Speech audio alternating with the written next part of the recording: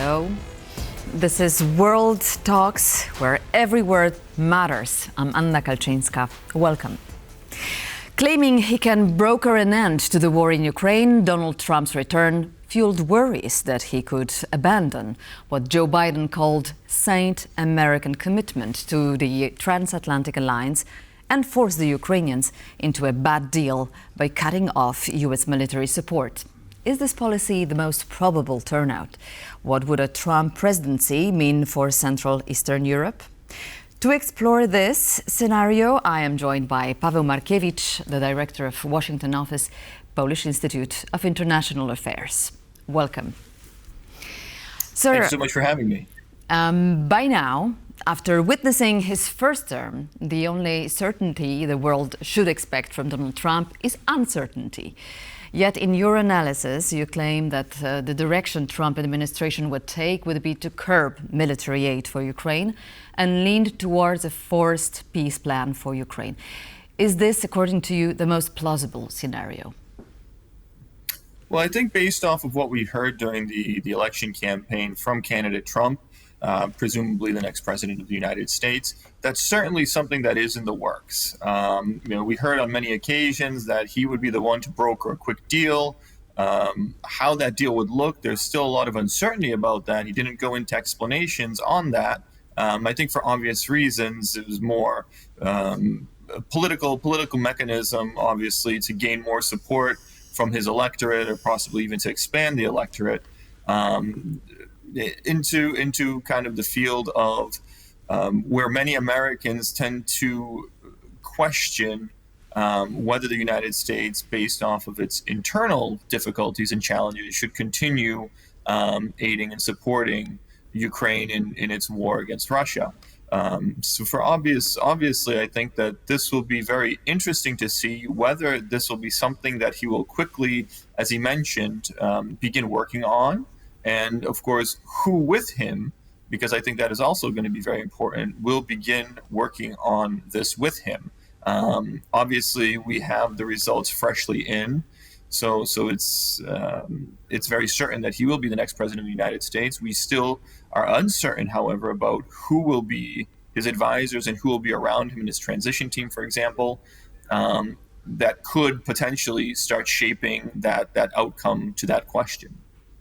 And what can be heard in Washington? Are there any names surrounding Donald Trump right now?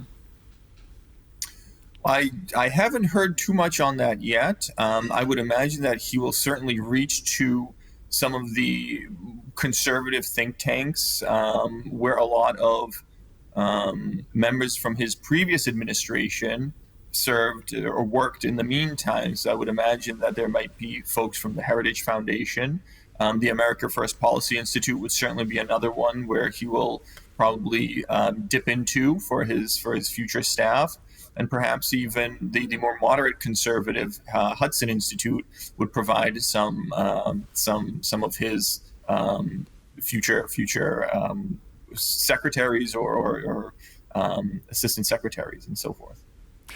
Certainly, Warsaw is hearing closely and listening to everything that comes from Washington. We remember when Trump was lastly elected, he visited Poland in July 2017. We remember those warm words, and he wanted to demonstrate solidarity. What would a Trump presidency mean for Poland and the region right now in his second term? Well, I think there might be a lot of continuation from that relationship. There was a warm relationship formed at that time, as you mentioned, and certainly a lot of Poles in Poland have a sentiment towards that relationship, being kind of treated as an important partner and ally for the United States. And given the situation in Europe at the moment, of course, with the war in Ukraine, first and foremost, I think that this administration will certainly continue to have a close relationship with Poland as the linchpin, or one of the most important, if not the most important, U.S. ally in Central and Eastern Europe at the moment.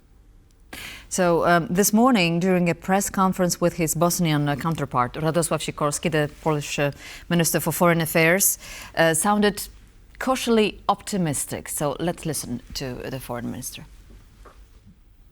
We signed the agreement under the auspices of Hillary Clinton and myself. It was then built when Donald Trump and Joe Biden were in charge in the United States, and in Poland, both sides of the aisle have also been in charge throughout the process. And we are going to open it next week. So you see, irrespective of who is in charge in either country, good Polish-American projects come to fruition, and I hope it will be the same time in the overall relationship. So that was Radosław Sikorski sounding optimistic. However, it's a fact. US is going to be less focused on Europe. So from your perspective, how does Poland plan and should plan to ensure its security? Are there any upcoming defense initiatives or alliances that Poland is considering? Well, I think it's certainly on the right track, kind of picking up on what the foreign minister mentioned, some of the deals, the defense deals that Poland's been making and probably will continue to make with the United States defense industry to modernize its armed forces, to prove, especially to this administration, which has certainly been skeptical and critical when it comes to how much American allies spend on their defense, and not only the defense of themselves, but also of their regional and transatlantic allies. So this will certainly continue, I would imagine. And of course, it would certainly, I believe, broaden into some other areas, critical areas. So, for example, the energy industry, where we have the question of nuclear energy coming into Poland's energy mix of the future and the U.S. role in that. These will be seen as very critical projects and important projects that I think both sides would want to continue and pursue to completion in order, especially in the case of Poland, to certainly anchor the United States more in Europe, and especially in Central and Eastern Europe. As you mentioned, there is, of course, the concern that the United States will kind of turn away from Europe, and that's certainly something that candidate Trump has said, and especially his vice presidential candidate, J.D. Vance, mentioned during the campaign that China would be the main concern here. But I believe that anchoring the United States in some other sectors within Central and Eastern Europe or in Poland would certainly be an important step to make in order to ensure that American presence still in the region.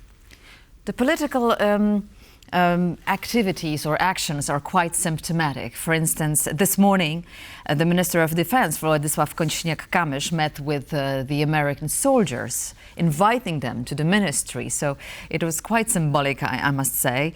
Do you foresee, could you even imagine that Donald Trump would give an order to retrieve American troops from Poland or the Baltic states?